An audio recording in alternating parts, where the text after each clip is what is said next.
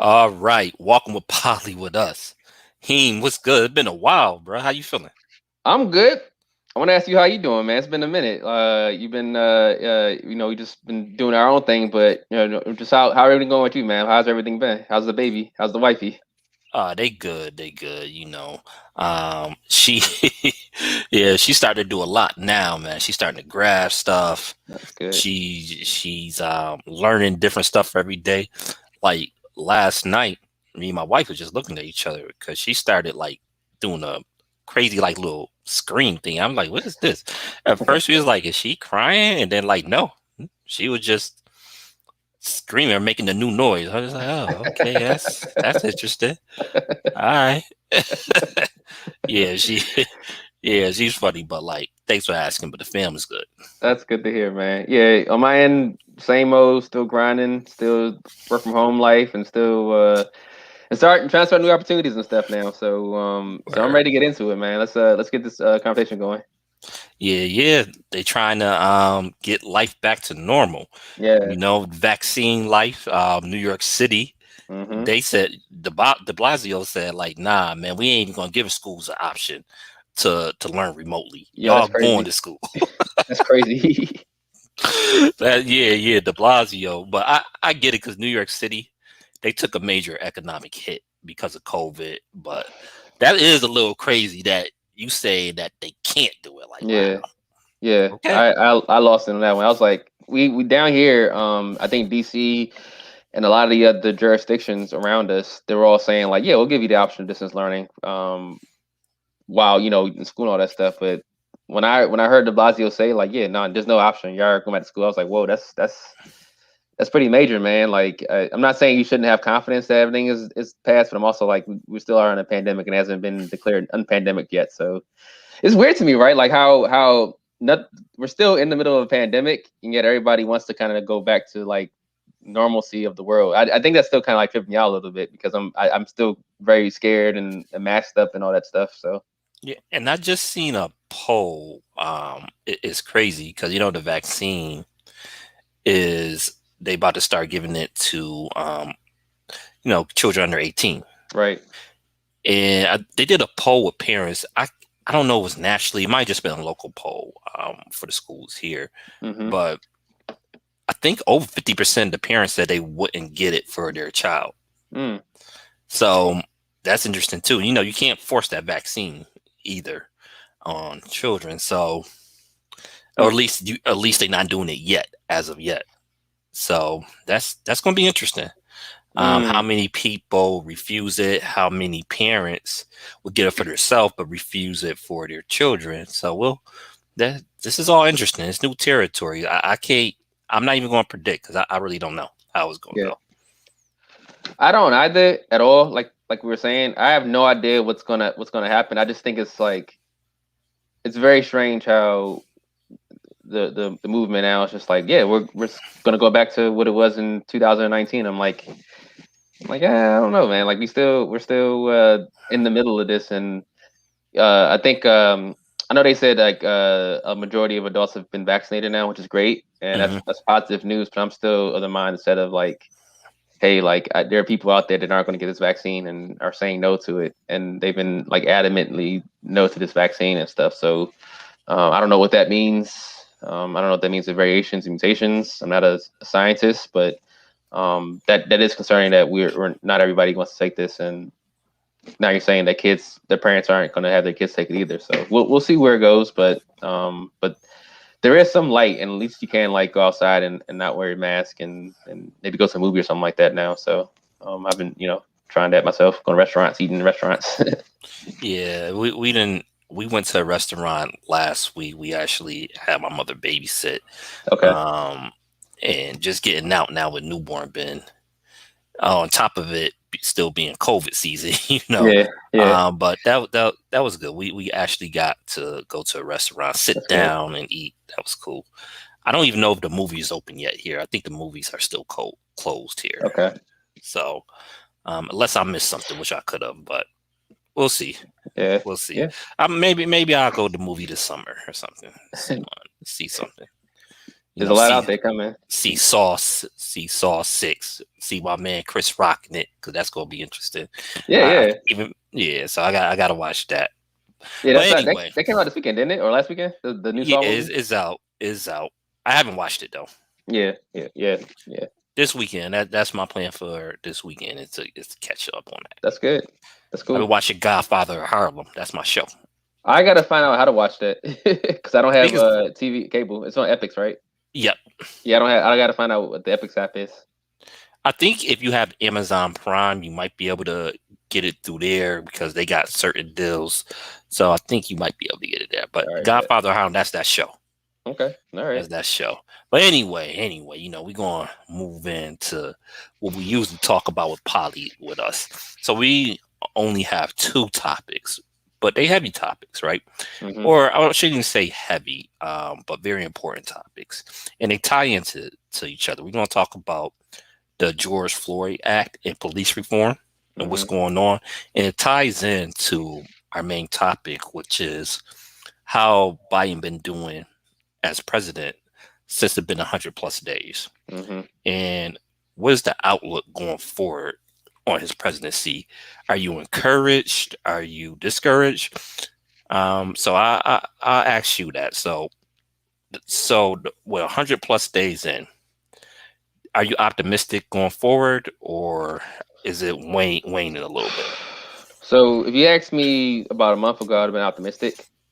Um, when he passed the American Recovery Act, I think that was like early April. I was very, this was like a really strong bill. Granted, it wasn't as much money as I had wanted, because I feel like we need more money for to get the economy going again, get people working again and stuff, and keep people in their homes and things of that sort. But there was positive stuff in it. So like the black farmers money for the black farmers was really important. Even though they played the bait and switch and semantics games with the stimulus checks, $1,400 stimulus checks is still a pretty good. It's still a pretty good deal for most people.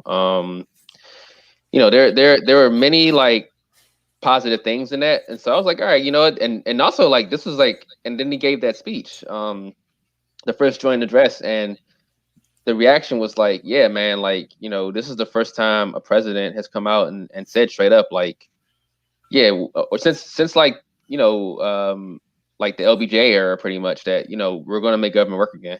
We're going to actually make government actually like be government again and do things for you. And this is in reaction to last year with COVID-19 and how in the truest way possible the government abandoned its citizens in so many aspects. And so to hear that talk, I was like, all right, yeah, this Biden's talking that stuff, and you contrasting that to like the Obama presidency or the first few months of it, and how there were mistakes that he made and things he didn't like really advocate for or go hard for. So like his stimulus plan, they're all saying now that it was too small and we should have like advocated for more, and that led to like a slower recovery from the 2008 crisis. Biden now is like trying to like do a little bit more on that aspect of it. It's not all going to be there, and also like as we've seen now, like some of the jobs reports have been a little bit discouraging, but I don't think that's necessarily because of like anything that Biden has done. I think it's more so of what companies trying to like play games with like labor and stuff and pay people less than what they're getting on unemployment and so forth. That's going to people, if you have the option of making more money staying home, not doing anything, versus like going back to work, working 10, 12 hours and making less, you're going to take the option to stay home. All of us will. So that's more so the companies having to like raise their bottom line for people. So there are positives at that point. My concern with Biden right now and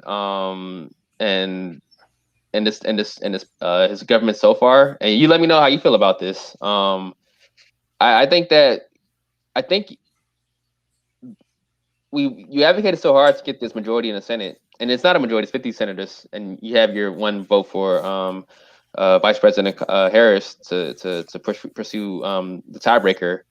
But I don't feel like there's been enough aggression. And we know the filibuster is there, and so forth. I understand that, but I don't feel there's been enough pressure and enough aggression from him on people in the Democratic caucus to try to advocate for things. We'll talk about it later, but he put out there that he wanted the George Floyd Policing Act to pass on the anniversary of George Floyd's death, which was yesterday. Yep. And it's a day later, and that's not even close to being passing right now. And you have Jim Clyburn, of course, being Jim Clyburn, the guy he is. He's like, well, we don't need to have qualified immunity in that anymore. Just like, what are you doing? You have like this infrastructure bill they're talking about now.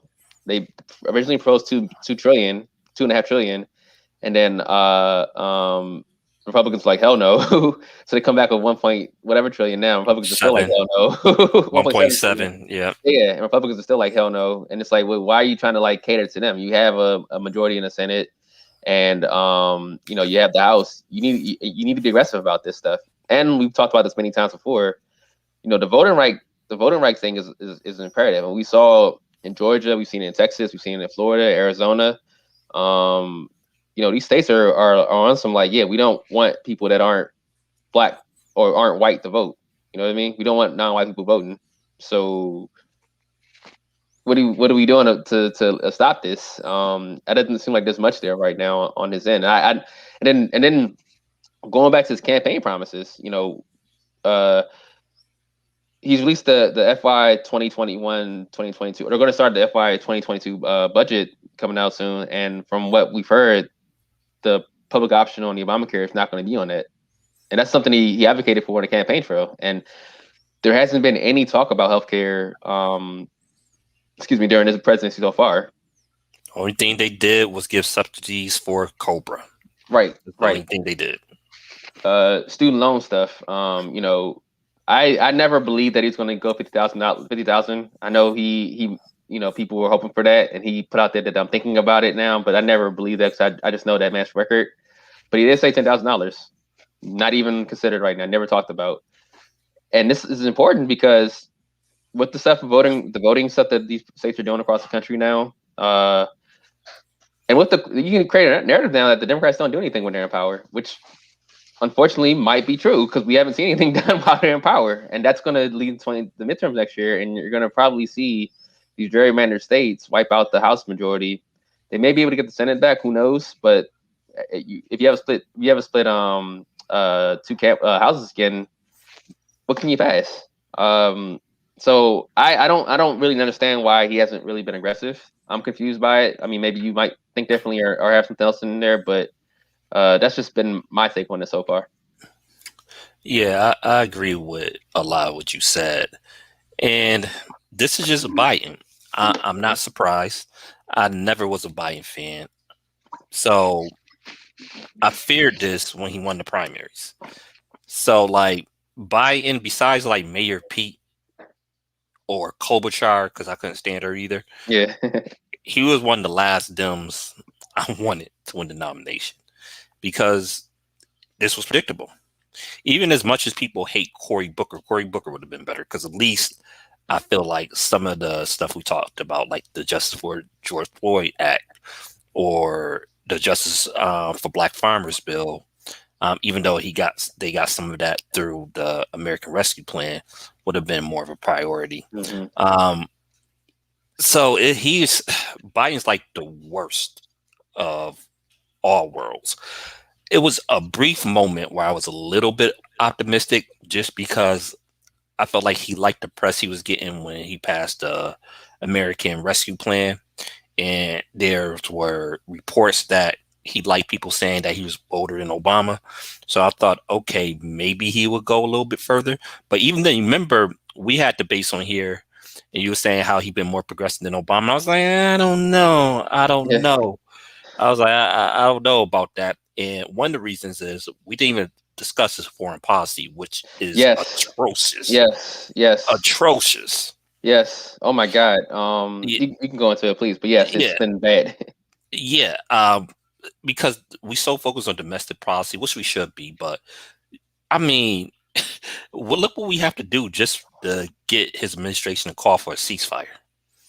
And what happened in Gaza and what happened with the Palestinian Authority and Netanyahu, who is an ultra corrupt leader, ultra corrupt.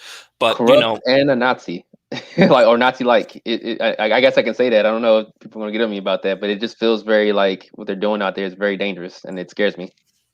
yeah, yeah. I mean, Obama, he would push back just a little bit on Netanyahu. I mean, it wasn't like he was going outright against him, but he did stuff like when the UN was condemning Israel, he Hmm. didn't vote for them, but he didn't block the vote. Hmm. They abstained for the vote. So he would do little stuff like that. He opened relations with Cuba. It seemed like that's going nowhere. It seemed like Hmm. we're back to regular hostile relationships with Cuba, and the Castro's not even in power no more. Yeah, they're So out of power it's now. like Yeah, what's going on with that? I thought getting into the Iran deal was a slam dunk, but they botching that too. I know the homie Five thinks it's going to happen next month. I'm just like, I don't know. I'm like, I don't know. I hope he's right. I hope he's right, but I'm not as optimistic as he is with that. I'm not either. So Blinken is an absolute disaster as Secretary of State, which could have been predicted if you knew his lobbyist ties. Um, just just everything just been bad with foreign policy. He's making a hostile relationship again with North Korea. Hmm. The way Trump was dealing with North Korea was kind of clownish, but to be honest, you're not going to stop North Korea from being a nuclear state. They already Hmm. have nukes. Hmm. You can't put that back in the bag. It's just going to happen. You're just going to have to deal with that, like we deal with Pakistan having nuclear weapons, and India Hmm. having nuclear weapons, and Israel having nuclear weapons. Even though Israel don't acknowledge they have it, we all know they do. South Africa as well. It They have it as is, well. Yeah. yeah, yeah. So you just going to have to deal with that. Like, is no putting that back in the bag. There's no need to create a hostile relationship with them. It just is what it is. South Korea don't want a hostile relationship with them.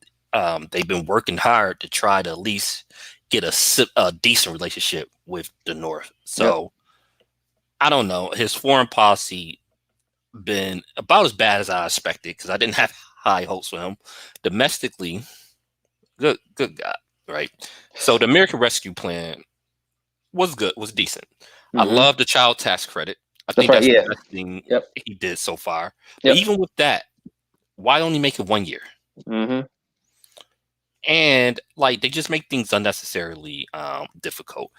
I thought the infrastructure, the original plan, was decent, but I was concerned that they didn't go high enough because negotiations they're always going to get negotiated down. Even before you get to the Republicans, you got Sinema, you have Manchin, you have Coons, Yeah. you have Warner, all these conservative Democrats that in the Senate, as you know, will negotiate it down before you even get to the Republicans. Why Hmm. you even trying to get Republican votes at this point is beyond me. He's fallen into the same track Obama followed with trying to negotiate with Republicans. But why are we surprised? Who was Obama vice president? It Yeah. was Yeah. Biden. Yeah. So I'm not surprised. McConnell said that his goal, just like he said with Obama, is to stop the Biden agenda, but yet Hmm. he's still trying to negotiate with Republicans. Um, you still have Manchin saying that he want to negotiate with Republicans. Um, they basically have killed the For the People Act in the Senate. Yeah. They said that it's not going to happen.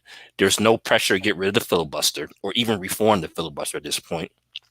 You got Manchin, sorry, you know what, talking about um, oh, we're not going to do the For the People Act, but we're going to bring back the Voting Rights Act that the Supreme Court stripped away. Just stupid. Um, That's why and I you stripped got away. Lisa, yeah, and then you got Lisa McCarthy, I guess Lisa McCarthy from Alaska, a Republican that's going to join them. Okay, so you got one Republican, maybe not even for maybe Hmm. you got one Republican. That's not going to stop the filibuster. You need 10. So if you get one Republican, well, you might be able to get Romney, maybe. And that's not guaranteed. So at best, you might be able to get two, Hmm. two at best. Where are you gonna get the other 8 from?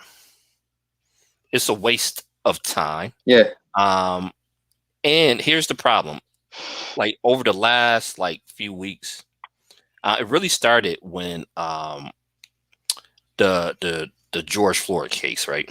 Floyd case, and the convictions were showing, Mm-hmm. right? When I heard mummers in Congress that they felt like they didn't need to pass the Justice for George Floyd Act, then I was like, uh oh, they gonna mess up. They gonna mess up. And then now we hearing they negotiated down the Qualified immunity.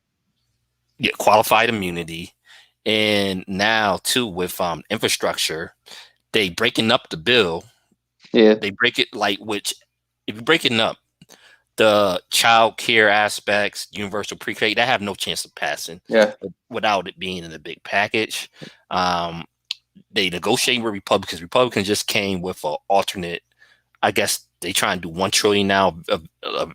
Originally they said 500 billion, but now Republicans went up to 1 trillion. But part of that 1 trillion is money that they already gave to states, which hard hit states from COVID, like Hawaii and New York. They need that money for other reasons. So it's just like, okay, you want to, but we knew this who Biden was. Biden said he wanted to work with Republicans, Yeah. He said I can get it done. I get things done. I'll work with them. but here, They'll listen to me as a white man. That's actually was that's what you know. What's funny about the Biden campaign was that mhm. no one acknowledged that his campaign was that I'm going to get things done that my predecessors couldn't, and it was because I'm a white man. That was his campaign. If you want to be 100% real about this, he was saying that Obama couldn't get things done because he's black. I'm white. I'm going to get things done, not and knowing that these people are lunatics. and you can even go back before Obama. Clinton had a few bipartisan bills, but they was all terrible bills with Yeah, Republicans. they were. Yep. Like, what's the last bipartisan good bill that was passed? It's a hard question. I can't really answer it. For real. Like I don't care about bipartisanship. I just care about, okay, this is a good policy or not. I don't care how you get it done. Hmm. If you gotta go through reconciliation, do it that way. Whatever you gotta do, do what Republicans do. McConnell, he does whatever you have to do to get what he wants. Hmm. Like that's the way I want to look at it. And here's the thing, right? We they talking about the Biden administration. They could say the stupid stuff to people that don't know politics, but for me and you, it's not going to fly. They're talking about, okay, we don't have to do everything now. We got 4 years. No, you don't. You No, got you 1 year. don't. You got No, you don't. you got 2021, and that's it. Because And you have until 2022. October, really. There you go. You right. You right. I'm even giving it too much time. You got till October. Why? Nothing's getting passed. Nothing significant is getting passed in 2022 during a congressional election year. Right. Nothing's getting passed, and then you most likely going to lose the House. You're not getting past any. You're not getting anything passed when one branch of Congress is controlled by the other party. That nothing's getting passed then, and then you're going into 2024, and you can't go into 2024, even 2022, with just passing the American Rescue Plan. Because really, that's all he did, and he passed a bunch of executive orders that have no teeth. None of his executive orders have any teeth at all. It's just like, oh, it's basically like saying, oh, I agree with this. Okay, how you gonna get there? You pass a climate change executive order that have no teeth, that does nothing. I guess Hmm. you got back into the Paris Accord. That's good, but that's the bare minimum. You Yeah. pass the executive order talking about institutionalized racism. That doesn't stop it at all. Yeah. I mean, I don't know. I'm not Even optimistic at all. even the like and the executive orders he passed as well, like you mentioned, either their actions or like presidential laws that can be changed or whatever, or they're just like we're thinking about this now, or we're gonna like consider institutionalized racism now. So a thing that we have to consider. They don't like I said, not just that they have no teeth. They're not anything, and and you missed one thing in the foreign policy stuff. Is Are that we gearing for war against China? I'm not saying that as a joke. I feel like he wants to go to war with China because like we're like in those seas, like really like doing a lot of stuff in China, right, in the South China Sea right now, and really like flexing muscles while being like, well, this they're being aggressive. I'm like, no, we're being aggressive over in China right now. Are we going to war with China? Like I'm not saying that as like a joke either. Like I'm right? all of our movements out in China in South China Sea right now is like we're we want them to like attack us so we can like blow their fleet in smithereens. I don't really understand what the pointness of that is. Like, it's confusing to me. I would I would hope that Biden and Blinken is not that stupid. Like, because Americans have no desire, both parties, whether you right or left, because a lot of the right wing really have no desire to go to war either right now. I know. A lot. So, like, who's going to support that? All I'm saying is we're being very aggressive to China right I get now. what you're saying, though. I don't Yeah. know why. I don't know why. Um, but this a continuation from his time with the Obama years. You remember the pivot to Asia hmm in 2012. So a lot of the bad thing about Biden, a lot of the good Obama policies, he's not carrying over. He's carrying over the worst aspects of the Obama presidency. I'm like, hmm if you're gonna take the worst aspects, why don't you take some of the good things too? Yeah. Like it's just like, okay, the popular stuff, the good stuff, nah. We're gonna take the worst the worst things we did during the Obama administration, take it over there. The pivot to Asia, hmm the hyper focus on China, and I get it when you talk about trade. Um, China does do a lot of stuff that's problematic, but at the end of the day, a lot of it is not our business, man. If it's not Yeah. pertaining to trade, like, okay, I guess we have a pact where we're supposed to protect Taiwan, hmm and you don't like to see what happened in Hong Kong. That's problematic. But again, at the end of the day, what are we gonna do? Are we really gonna go to war with China for um, taking away the rights of people in Hong Kong? I mean, hell, people in America, we still like there's a lot of discrimination going on over here. I'm saying. Yeah. I'm saying you can't. I mean, granted, like you can sit there and talk about what's going on with the Uyghurs. I'm not saying that's light at Oh, that's all. terrible. It's The terrible. German camp. Yeah. I'm not denying that at all. Hmm. But we have state-sponsored killings of people in this country right now, and you've kind of been like not whatever to it. Like you do token stuff and not really actually like focus on it that much, man. And then what can you really say? Um, we had the state-sponsored stuff here, and then you had the Palestine situation where they're like busting into people to mosque on like during Ramadan. And it's like one of the holiest religious sites for Muslims Yeah. during Ramadan. And your response is Israel has right to defend themselves from like little rockets and rocks and stuff with Right. like dropping missiles on hospitals and media facilities and killing like so many children and stuff. This is happening, What up? and he's it's under his watch, and he's just like whatever to it. Yeah, and we still supporting Saudi Arabia, even though we claim that we not. We still technically supporting what they doing in Yemen right Yeah, now. yeah. So yeah, And don't his forget Venezuela. Don't forget Venezuela, where we're still carrying over the Trump stuff with Guaido and Maduro, where we're still bizarrely recognizing Guaido as president of Venezuela when he's not, because he wasn't elected president of Venezuela. Like there's no is basis to this. It's bizarre. it's crazy. It's 2021. We still following the Monroe Doctrine in 2021, which is absolutely nuts. Um, but you know what's crazy? As bad as I thought Biden was, his foreign policy is actually worse than I actually anticipated.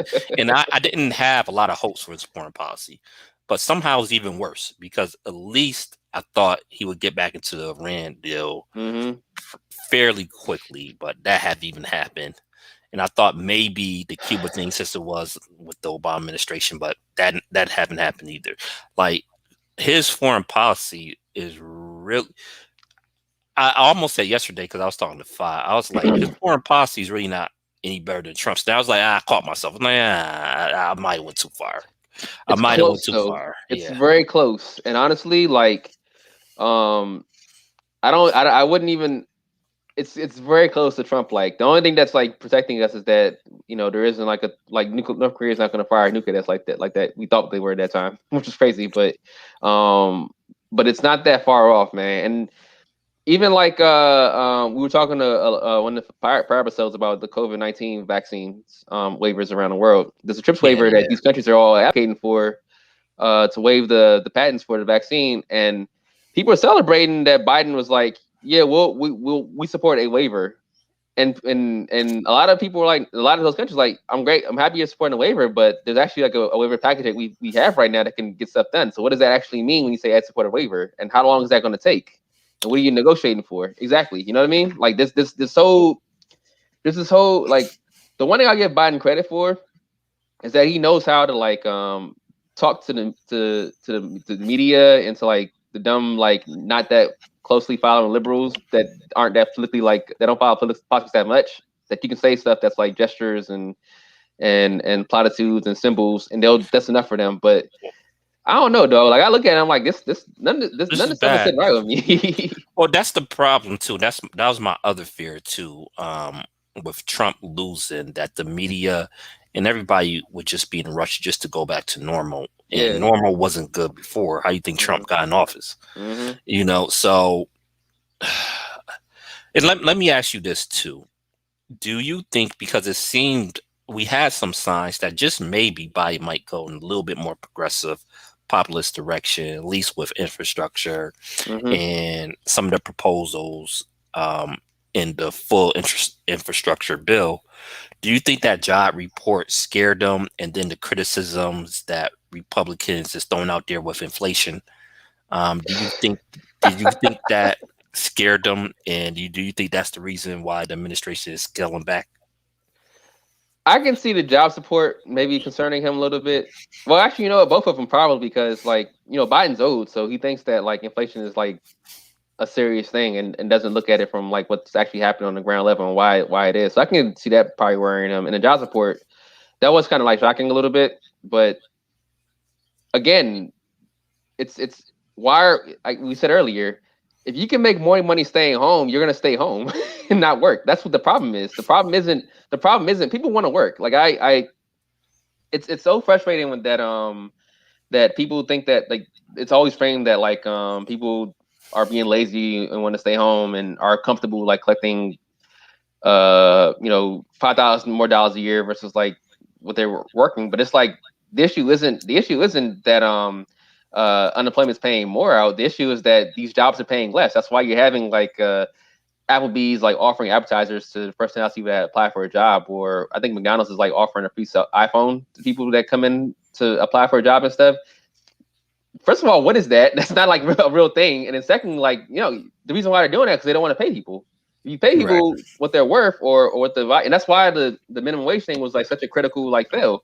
If you pay people like the and these things are all connected, right? So if you advocate for the minimum wage thing, you're serious about that, that's going to boost up salaries, and people are like, well, I'm going to make more money working than staying home, so I'm going to go ahead and work. When you don't like actually advocate for labor in a serious way outside of like little empty platitudes and stuff, and don't put tangible things that improve like the labor situation of people, and if you can make more money staying home, you're gonna stay home. That's just the reality. It's not even like it's not even a question of people being lazy or whatever. It's just people not wanting to work because you're not making enough money. So it probably did spook them, and it resuscitated the old like that conservative mindset that he's always had. But Hmm. the bigger thing is like, well, why is that? Why is somebody making more money on unemployment versus like working? That's the problem. Focus on that. Try to figure out how you improve that instead of Well, scaling things back and stop spending. That doesn't make sense to me. right. And since then, you've seen a bunch of states come out and they have lessened the unemployment benefits Right. since that. Or removing it Um, now. A lot of states are actually ending it too. yeah, yeah. So it's crazy, and that was one of the major parts of the American Rescue Plan too. Mm-hmm. Was that portion of extending unemployment benefits? Mm-hmm. There's so many problems that they're not even talking about. Housing is a disaster right now.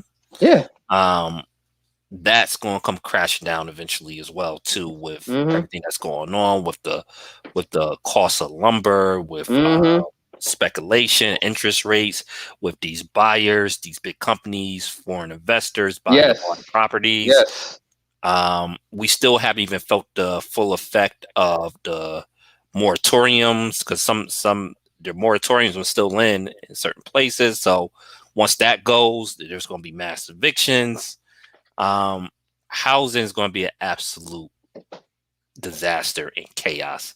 And it seems like there's no plans in Congress or from the administration to head this off. And yeah, I guess it, man.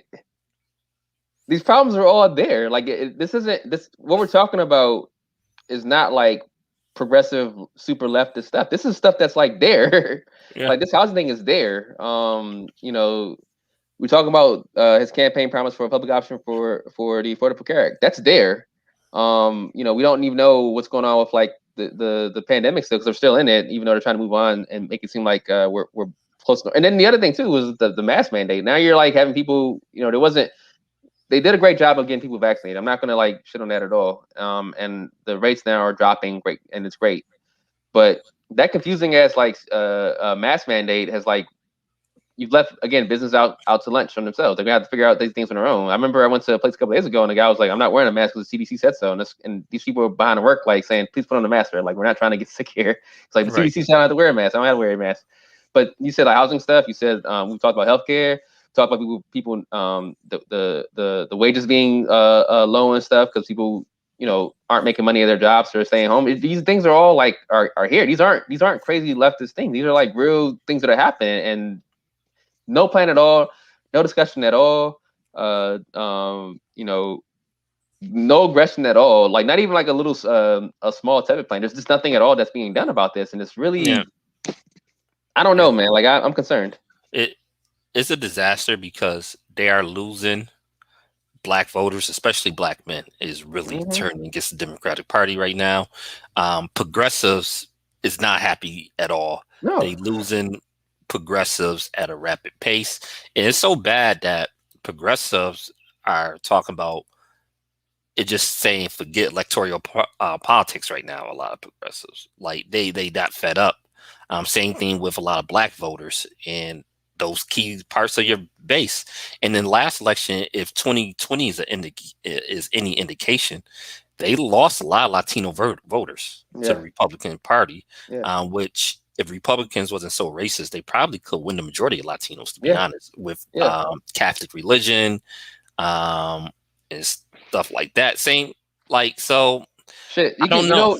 they I somebody did an analysis of this like a while ago. I think we talked about this a while ago too. But they Latinos in the South Texas region that people were Yep. like concerned about.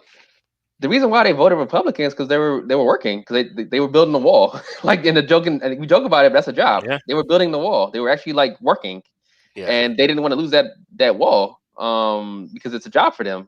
You can say Yeah. like it's fucked up and so forth, but that was work. That was a tangible thing you can feel. That was something that you see the president say he wants this done or they want this done, and now we're working and we're all employed in this region now. Thank you, Mr. President, for getting this done. Thank you, this party, for getting this done. I don't know what those things are right now with the Biden administration. The closest thing we're going to get is this employee Infrastructure. tax. Well, not just infrastructure, but the tax credit for the families. That's the closest thing we're going to see. Hopefully, this infrastructure thing passes, but what will it be? We don't know. You know what I mean? Right. Um, I like. Yeah. I guess it's I going to don't get depend it. on President Mansion. So, I like I said, like you were saying before with Biden, it's just like he was the worst candidate we could. He was probably the only candidate that could beat Trump, but he was probably the worst candidate that you could get in the White House right now. Because what's going to happen, I fear, is a wipeout next year in the House, where like yeah. you go from the small majority you have now to like maybe 20 some odd Republicans advantage now, which means probably more like Marjorie Taylor Greens and Lauren Bobbitt types that are now going to Yeah. be like in the Republican Party caucus next year. They may win Right. the Senate, who knows? But And you're here's not the going to get thing. anything passed. I don't understand why the Dems are so comfortable because let's be honest, and a lot of like we have debated. Shout out to the collie. I know we have both debated people on there Yeah, that love Biden, and I said multiple times on there, like if it wasn't for COVID, Trump probably would have got reelected. easily. Yeah, and like a lot of them don't want to hear that. Didn't want to Yeah, hear that at all. I'm just like, it's a fact. The election was very close, and Trump was a straight up buffoon when it came to COVID. Well, he's a buffoon, period. But yeah, when it came to COVID, I don't know how you handle a crisis much worse than Trump handled COVID. If COVID didn't hit, Yeah, I think he would have lost the popular vote still, but he probably would have came out on top of the electoral college. So I don't know why the Dems think that was such a slam dunk, because Biden had a little honeymoon period. I mean, if they don't start doing stuff, I mean that's going to end quickly. Yeah. So, and let me ask you this too: who are you more upset at, the Biden administration or progressives in Congress for not having a thorough plan? It's tough. It's like 50-50 really. I don't. The Progressive Caucus in Congress has a problem with leadership. They don't, because there is no there. First of all, like I think we had this conversation before as well, where progressives aren't all believing the same thing. So like Ro Khanna, we talked about George Floyd Act earlier, and we're gonna talk more about that later in a little Yep. bit. But like Ro Khanna is not gonna be an ardent supporter of the George Floyd Act. Like that's just not, he's not gonna be passionate about that. Why? Because he's in Silicon Valley. That's not his like wheelhouse. Those people aren't worried about policing like that in his Yep. district. You know, we talk about you talk about stuff of like the black farmers. I love ALC, but she's or ALC and like Ilhan Omar and even like Ayanna Pressley are in like in cities.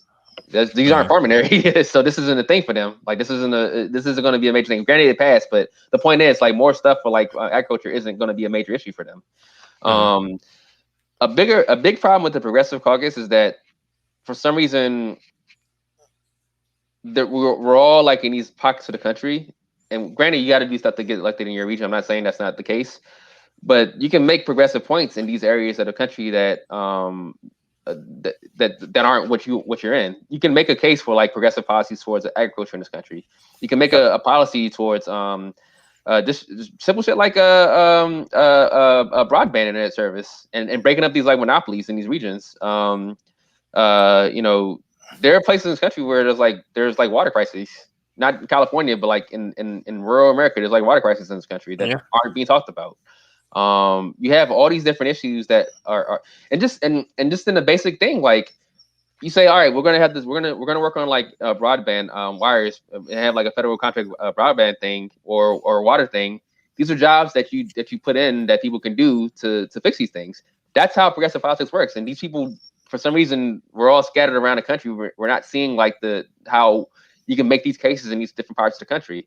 We're so focused on like these coasts that there isn't. So there isn't any leadership there because these people are all like scattered in different areas and they're so focused on insular in their areas that in their regions or their districts that they can't see like that. Hey, if we come together and make a real substantive like policy points that will affect people, excuse me, not just in our districts, not just in our cities, not just in our regions, but also in the South and the Midwest. Energy is going to be an issue. Let's talk about like how we're going to get like and granted some of that was in the Green New Deal, but let's talk about how we're going to get like energy in some of these areas as well and use like these lands for energy. Let's talk about Mhm. transportation. I read an article a couple days ago in the Washington Post or last week in the Washington Post about public transit and how like there's a push now in many cities to start having like free public transit since they were like the people that are using transit last year during COVID. Let's start talking about how we can get these public transit stuff in like different parts of the country so we can get people closer together again. Just there's things that you can talk about that will affect every region in the country, and they're not making that push because there's no leadership. Nobody has like anything in mind. A lot of that squad like lost a lot of luster in the last year because of that. They don't have any like they have plans, but there is no like way to wield their power, and that's just the I guess the course of the Democratic Party in general. Like there's nobody that knows how to really wield power in those caucus. The only power they wield is to punch down on the leftists and the progressives and get donor money. That's all they care about. Right. And people And are realizing that. the sad thing is they do have power in the House. Oh yeah, Like I they know, could, I know. yeah, and that's the sad thing because it doesn't take a lot of them because the majority is so thin. Hmm. Like I wasn't mad at them for forced to vote because I really don't think forced to vote wouldn't have did anything to be honest. Hmm. So I wasn't mad at that. I wasn't even that upset about the $15 minimum wage in the American Rescue Plan just because I thought you couldn't hold up that bill and they would have lost the public relations I war with agree. that. Yeah. Now, I said all that, but you remember at the time I said that they need to have a plan to get it. Yeah. Like when the Defense Authorization Act come up, are you going to use your power then? With this infrastructure bill, are you going to use your power to block that? Especially since they split it up now. They made it easier Yeah. for progressives to utilize power of that, especially since they split it up. Mm-hmm. But there's no talks of that. Now, Manchin have talks of all the time about what All the he's going to time. do. Now, the progressives are, you just really need the squad. If all the squads stick together, if they say in unison that, okay, we're not passing this transportation bill unless you put this, and that in it, or you don't have our votes. Mm-hmm. You're not going to get Republicans in the House vote. Mm-hmm. They'll be forced to compromise. Now, So you're not yeah. going to get nothing crazy. You're not going to get Medicare for all in it. You're not going to get, um, like some of the other, like the Green New Deal in it, but you could get aspects of it. Mm-hmm. And they just don't use the right strategies. And I've been saying this for months. They should have been pressuring Biden on the public option because he received no pressure on it. The administration came out and said they just going to drop it. Yeah.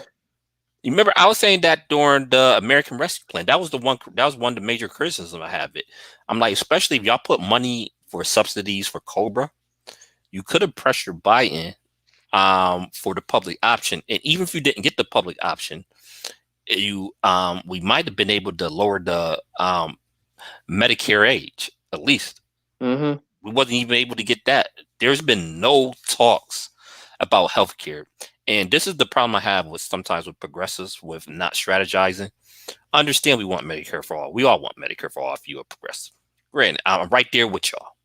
I actually think, to be honest, we need to talk about hospitals because hospitals is a major Hospitals problem too. are a But much that, bigger problem than nobody talks about. Yeah, that was like my but big critique of Bernie Sanders' campaign last year. He's never mentioned hospital costs. but yeah, but that's neither here nor there. I give y'all that. But we know we're not going to get that. What did Biden promise in his campaign? He promised a public option. He Mm-hmm. promised no American in this public option system or in his healthcare plans with his reforms would spend more than 8.9% of their income on healthcare. That's directly on his website. That's all you had to do is press him to keep his promise on that. No pressure on that. Mm-hmm. Not enough pressure on police reform and the Justice for Mm-hmm. George Floyd Act. Besides Cori Bush, now I give her props, but she's one. She needs the rest of the squad members, and she's a freshman Mm-hmm. congressman. On top of that, I give Cori Bush props because she's been out there. She's been fighting, especially for the police reform. Mm-hmm. Um, I hate to say this, and I don't know how you're gonna feel about this. Um, I'm a little disappointed in Jamal Bowman not being more vocal with stuff. I don't know if you feel the same way, but I'm a little bit disappointed. I mean, yeah, I'm disappointed in them all, dog. Honestly, so I don't. You're not gonna see me like mince my words about these people. Nah, you were talking a lot of smoke when you were running last year. You wanted to come in and say you were going to do this and that or whatever, and so far you've been muted. Like you've not done anything. And granted, like I always say, when I said last time too, is that these people are very young. They're very inexperienced. He's a freshman congressperson from a freshman representative from New York City as well. So you always got to kind of remember that too. It's like starting a new job. You're trying to find your way your first few months. So kind of think about that stuff. But nah, man, like people elected you because you said you wanted to come in and advocate for this stuff, and you haven't done that so far. I mean, Right. I'm talking about Bowman, but like Raphael Warnock because has been out there talking. Like He has. yeah, and so like they're Allsop too. Like yeah surprisingly, both of them. yeah. So when you have like people actually, even though they're freshmen in themselves and they're out there doing stuff, and you mentioned Corey Bush earlier, Mhm. like what do we wait? What are you doing? If y'all know this is a critical period right now, and you ran on that, and you ran on like the urgency that this moment is, and that we need to see changes and all this stuff. Why aren't you advocating for that? Like I Yeah. don't understand it. Like And, what's going on? And it's crazy. It seems like Corey Bush, as far as the squad, is the only one that seemed like she have a sense of urgency. Like Yeah. when I hear when she get interviewed, I could sense. I was like, okay, she wants this to happen. She got a sense of Mhm. urgency. Like I can directly see that with her. The rest of them, like they say the right stuff, but I'm not seeing enough action. Here's Um, the thing. Here's the thing that we talked about before, and this is why, like, I can see why people are saying I'm done with elected politics. I'm gonna have to just advocate. What is she? Where does Cori Bush come from? St. Louis. St. Louis. But what does she? What does she do? She was Oh, an what she? activist. Yeah, yeah. She was an activist. Hmm. People who shit on that and don't excuse my word, they dislike they dislike that. Especially Democrats, they dislike activists. They dislike people that are out there in the streets rabble rousing and causing ruckus about issues. But they're the ones that get things done. They're the one that they're not. Well, I shouldn't say that. That's the wrong way to put that. They're the ones that get things moving. They're the ones that are putting these issues out in the front street. And she's Right. using that same energy that she did in Ferguson and St. Louis, and getting that in the front street. I'm not. This isn't shade, but like Ilhan Omar, she's a politician. She's been a politician for many years now. Yana Presley, same thing. Groomed in politics. AOC came up out of nowhere, but there isn't really that much activism in her background. Jamal Bowman, same thing. That's not a It's diss. It's not a diss, but it's the truth. and, Like these people aren't. That's not what they're about. and here's the squad. I think they symbolize the bigger problem in the Democratic Party and progressives in general. They're what they care about is so split up. Um, like I could tell the issues that AOC is passionate about and the issues where she give tepid support, but you could Hmm. tell that that's not really my passion. Hmm. I could tell that with Ayanna Presley as well. I could tell that with all of them really. All of them, yeah, Yeah, except for like I said, Corey Bush seemed to be the outlier. She seemed like she's down with everything, but and Talib too. Rashida Tlaib, actually, I actually would think that yeah, I she's like Rashida. yeah, But you gotta remember, Rashida, she's in a unique position because she's a Palestinian American that represent a majority black district. very true. You're right. You're right. So like she has to be responsive to black issues. She cares personally because she got a personal stake in foreign policy. Um, so she kind of has to be bolder. And like that's a major accomplishment. Like a Palestinian American representing a black community, she got to be on point. Yeah, you yeah, know, or she took the spot of a legend, John yeah, Connors too. yeah, So yeah, I give her credit too. I think Corey Bush, I do like Rashida Tlaib. Too. I like them all. Don't get me wrong. yeah, yeah. And I think Anna Presley is very good at certain issues. Hmm. On certain issues, she's very good. She's been the one pushing baby bonds. But again, her and Cory Booker been pushing baby bonds, but not enough in my opinion. They did a lot. They do lives on IG from time to time talking about the policy, but about actually putting it in and being aggressive with it, I don't see no movement. AOC with the Green New Deal, that was her baby last session. Hmm. I hear almost no talk of it with her. No talk about it now.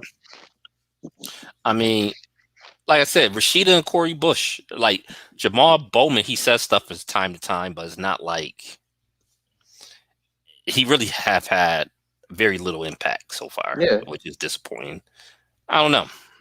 I don't know about the squad. Ilhan Omar, she'd have very little impact this session as well, to be yeah, honest as well. So yeah, I don't I don't know. I think maybe some of the personal stuff that got out there might, I don't know if that have her a little bit more tepid because there's been a lot, a lot of the personal stuff that I don't even want to get into. But I and don't not know. even talking about that. Like, shoot, like I didn't even cut you off, but like Yeah, and we have to also kind of consider like January 6th happened. You know what I mean? And they were looking for them as well. Like there that's were true. people out there saying I'm looking for them, and then you get like some. I'm sure you probably get like a lot of death threats online and stuff, and many other threats against your livelihood online.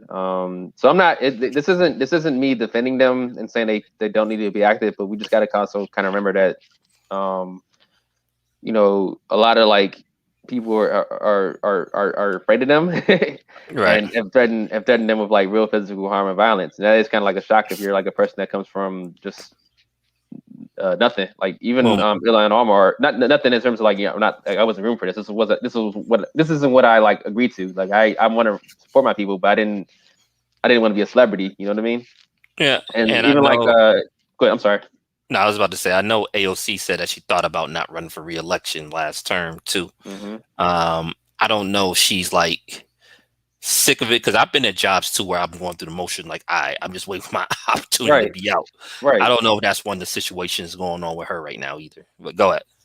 No, I'm just saying, even like Ilhan Omar, like Yeah. what was it last year when what was it 2019 when she said something really like tepid about Israel and APAC and and then her own Congress people went at her. You know what I mean? Her own caucus went at her for what Right. she said about like Israel doing stuff, and then they're doing it now, and she wasn't that vocal during this period, even though we were all seeing what's happening. So Right. I'm not. This isn't me. I was criticizing them in the beginning for not being that vocal and loud, but you also got to kind of be aware of like, well, what is the situation with a lot of people as well. But I still, even with all of that, like that doesn't. I think that when you see that stuff happening, the idea now of like, all right, let's actually like try to get together and form a strategy. Let's actually like make Yes. instead of me standing out here myself as a sore thumb. Let's like make a fist. You know what I mean? Like let's get our ideas together and let's actually like wield some power that we do have. And like you're Right. saying, they have not done that at all. There's been no indication that they're interested in wielding any power. They've been just following along with the current the caucus and you know like I said earlier, I think that 2022 elections is going to be like a real like just scary period for the Democratic Party and the House of Representatives. I don't see how they keep the House like Well, based off of like gerrymandering stuff. And if you're not going to actually like advocate for stuff and push policies and actually like be aggressive, then nothing's going to get. Then there's no reason to vote for you. yeah, and then the For the People Act, it looks like they probably not gonna get that passed. If you Yeah. can't get that passed, I don't know how they think they're gonna get the voting rights restored. So on top of that, you got all these states with these election laws, on top of the Hmm. gerrymandering, on top of a lot of the bases disappointed. So I don't know. It's not looking up. And I'm going to use an antidote too. Just talking to a lot of people in the community, like at least younger like people or people around my age and younger. A lot of them they just not into it at all, man. Yeah. They like, I might vote in my local races, Hmm. but federally, I'm completely out. And it's understandable. Totally Yeah. understandable. But you know Yep. what? I say this though. If you're as long as you're voting, and if you're voting local races, I mean, that's where that's like to me where the future kind of like is there. So yeah, definitely like support your local races and be active in that if you aren't going to vote for the federal stuff. But I totally understand it because if you've seen issues of the world right now in your country right now and your own livelihood and you're not seeing any actions to fix things, then yeah, why? like what Yeah. do you, what are you voting for? And they keep throwing candidates out there that aren't really interested in like finding solutions for the problems that you're having. I get it. I Yeah. totally understand it. I don't like it, but I get it. Yeah. And before we get out of here, I'm just gonna leave y'all with this. For me, um, like I said, I didn't expect much. The way I vote is, and this is a hard sell because it's not sexy at all. Like I tell people, the reason why I still vote even federally is I look and see, all right, who's going to do the least amount of damage. Like when you got like Democrats not doing nothing, but a lot of times Republicans actively try to pass harmful policies, like actively. Like Yeah. the Democrats just restored the ACA, and that's it. Basically, status quo. Republicans is literally taking healthcare away. Hmm. Like literally, not exaggerations, nothing. If you care about healthcare, I'm like, all right. They was trying to pass that stupid Blue Lives Matter bill. It was just like, so it's bad. The Democrats is frustrating, and I really dislike the Democratic Party. But then I looked at Republicans. I was like, oh. they actively trying to pass stuff that hire me, and just like I'm going to just suck it up. But it's a higher sell to people. Yeah, That's yeah, not how most people are going to be like, okay, that's not motivating me to go out to vote. And I just tell them that, primaries, primaries, primaries. yeah, definitely. We gotta start focusing on primaries. We have to start um, having activists and people run in these races. And like in my area, they starting to do that locally. We have Hmm. challenges.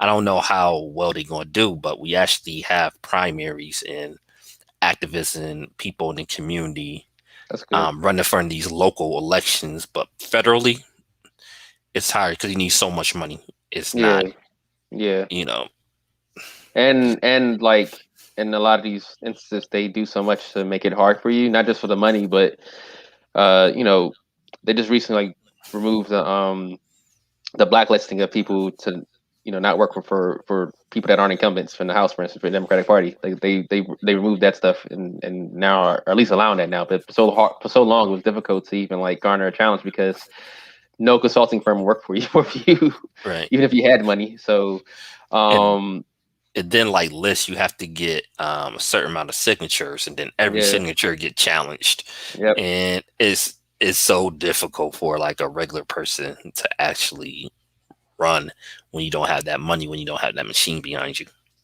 yeah, it's a grind, but local was probably like the lane. So if you're still involved in that, I'm like, yeah, definitely do that. Just make sure you know who you're voting for, but definitely like focus on your local races because that will have like an impact on you, like that you can actually like see and feel, and you probably have more influence on that than you would with like trying to deal with these House members and Senate members. So Yeah, I don't have a problem with that. I just wish it wasn't like that. That's I, all I will I say. wish too, and this is the other thing.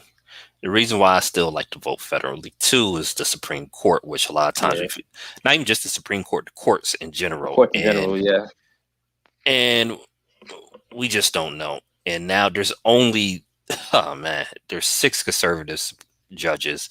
yeah, The Court of Appeals is packed with lunatic judges now. yeah. I mean, I don't know. Do And you it's do you crazy because there's been no, that's not a thing that Democrats ever run on, which is like doesn't even make sense to me. It's not a thing right? they run at all. So Yeah, we don't run on that. We don't run on DA races. And shout out, I talked about this yesterday. Shout out to Larry Krasner. Won his reelection last right, he week. did. Yep, Those yep. scare tactics didn't work. He won big Uh, too. yep, yep. Because I'm seeing like conservatives and the media is helping them trying to cast this narrative that crime is going up, and it's because of the criticism of police and defund the police. Like, first of all, defund the police didn't go through. That's Yeah, number one. Number number two, there's correlation. When the economy goes down, crime goes up. This happens over and over and over again. Like, it's simple. And these progressive policies like bail reform, like, if you have a violent assault, you not that doesn't apply to you. If yeah, you rape somebody, the rapist, that bail reform don't apply to them. It's for low level offenders, like if you steal a juice or a piece of candy.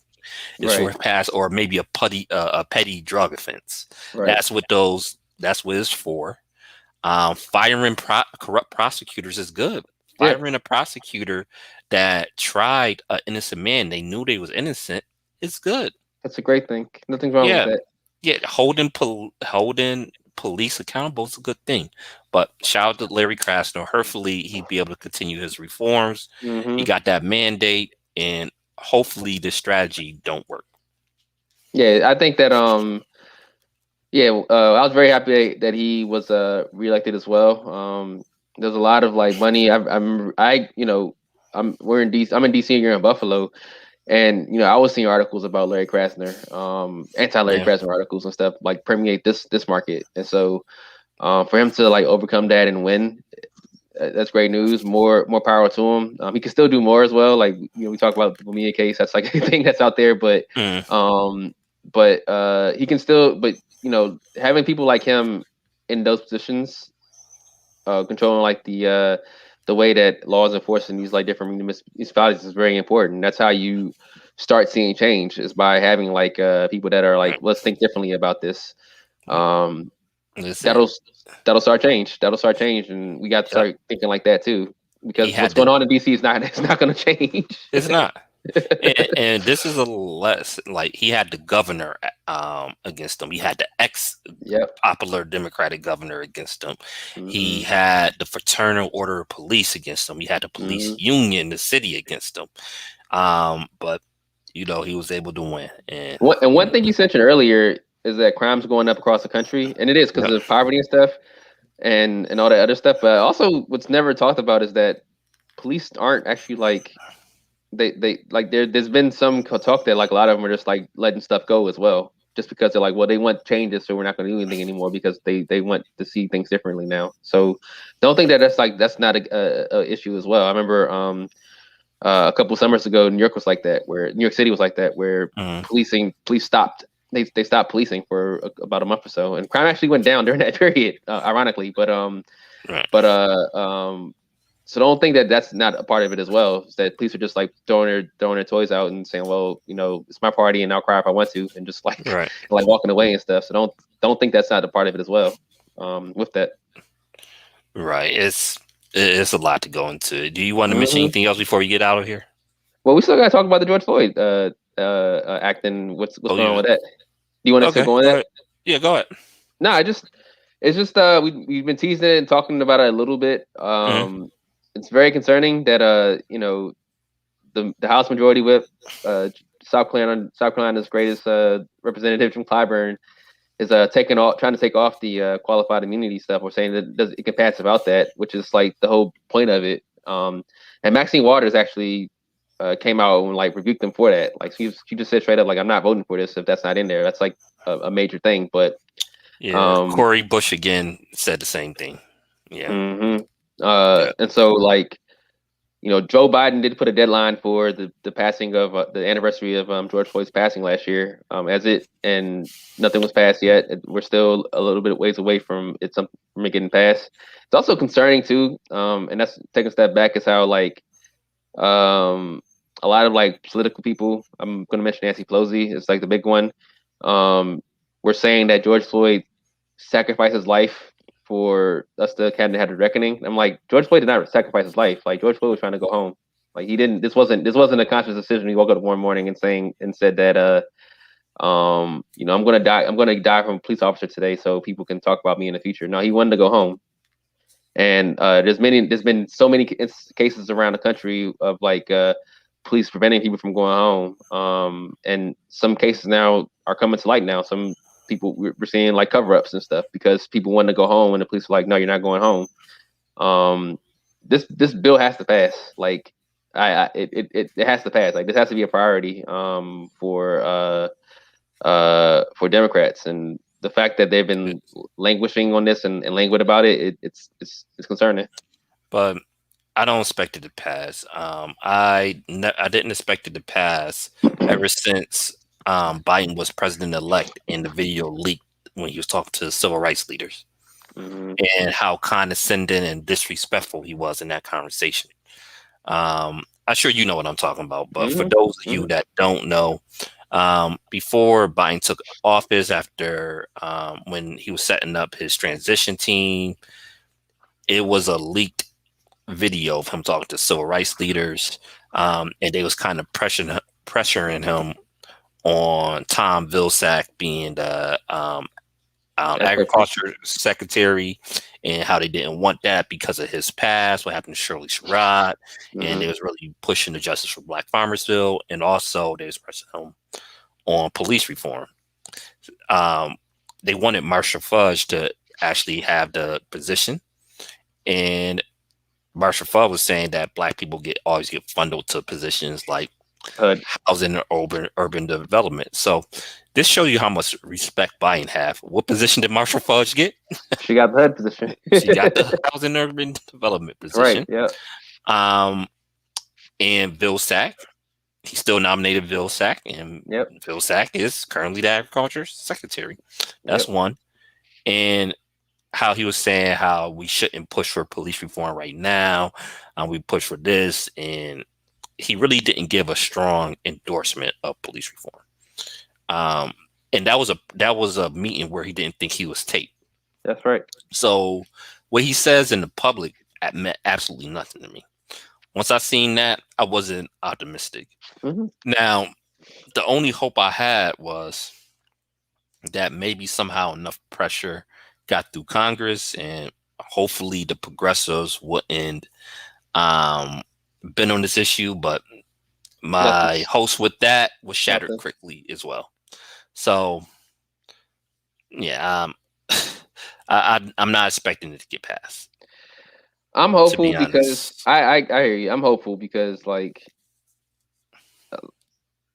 just because I feel like if it doesn't get passed, um, you're gonna lose a generation of voters, and it's not just black voters either. But you're gonna lose like progressives that were out there marching last year. You're gonna lose even like some of your people that got caught up in it. They were just like regular old like not that into politics like that, but saw the video of George Floyd dying last year and were like, yeah, this is wrong, and I have to be a part of this in some way. You're gonna lose them too, and I Well, feel like, well, good. I'm sorry.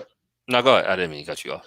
I just feel like you're gonna lose a lot of those people, and they won't vote Republican, but they're not gonna vote for you, and they're not gonna vote for your party anymore, and they'll just be like, we're done with this. Like I can't, I don't pay faith in the system anymore, and they'll have good reason because this man died among countless others, but he was the one that we all like that made Mark Cuban and like the Mickey Aarons and the Miami Heat owner and Dan Snyder changed the name of the Washington football team. All this stuff happened because of the unfortunate him losing his life. And people getting out in the streets and saying this is enough. We can't have this anymore. And when Yeah, you have that much energy behind something and you do nothing to there's nothing at all, then yeah, you're gonna lose a lot of people. And probably yeah. for good. And that's what I think is going to happen. If they do pass anything, it's going to be really weak because in the Senate, you know who the point person really working on it right now in the Senate is, right? I actually don't know who. Your man Tim Scott. Okay, well He's there you go. working. Yeah. Well, that's So all right. That's fine. I hear you. I'm done. your man Tim Scott is really working on it, and which means Yeah. is going to be real tepid. I mean, he's a Republican, but if they're not going to get rid of the filibuster, because the Justice for George Floyd Act is something that can't go through reconciliation. Hmm. Um, if you don't kill the filibuster, how are you going to get it passed or reform the filibuster? That's not passing. Can I ask a question? All Is right. that Why not just get it? Why? All right. So I guess they can filibuster it, and you know what, man? What's your answer? I was gonna say, why not just put it on a vote? I think a big problem with like some of the Democratic Party stuff is that they don't put it on the floor to vote.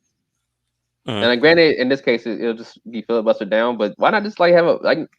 Why don't we just have the names of people who didn't vote for this stuff and just start going at them and start targeting them of it? I feel like in a lot of instances the party itself is just afraid of like even like taking the L.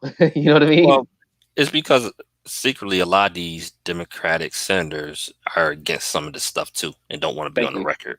thank you. That's That's fine. that's the reason. Yep. That's why they didn't want $15 minimum wage up for the vote. Hmm. Hmm. So, but they already losing a lot of people. I know like a lot of white progressives and some black progressives, but especially the white progressives, was done when they didn't put $15 minimum wage in the American Rescue Plan. That Yeah. was like the that was like the thing with them. They were done with that, and I thought as long as you push for it in the defense authorization bill or the infrastructure bill, you can get them back if we actually get it. But I see no signs of that. So Hmm. they lost a bunch of them. They losing a bunch of black people because I don't think they're going to pass the Justice for George Floyd Act. I don't think they're going to pass the For the People Act. I don't think Joe Manchin voting rights Act alternative is going past. I'm just not. Time is ticking away. We really don't have that much longer. Like we So said, it's yeah, it's May 26th right now. They really have to. I'll give them November 1st. They really have like November 1st to get stuff done this year and for this Congress. And if they don't, man, like they're gonna get like they're gonna get wiped out in the House and for sure, but even more so. And they may not be able to get the Senate like they think they will next year. yep, So yep, I I and, I don't know. and that's what I'm saying. And 2024 is definitely not a guarantee And either. 2024 is not a guarantee either. Yeah, especially But with Biden being old, and they might throw out some like young, like virile young white man to go against them. and that's another thing that disappointing too. Like I really thought Biden was only going to do one term, but all signals is he want to run for re-election, When you get power which like that, you is want to keep it.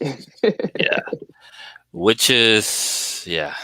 It's Um, actually it's actually a big flaw in the Democratic Party in general is that uh they have too many old members in important positions, and they value seniority more than anything else. And because of that, yeah, people probably shouldn't even that probably couldn't even drive a car, to be honest with you, that are still like having these positions in office. And that's not being ageist. I'm just being like reality. Like yeah, they can't relate to what's going on with everybody else because they're from a couple generations ago when they yeah, were like in their prime and thinking about stuff like this. yeah. And they can't relate to what's happening on the ground right now.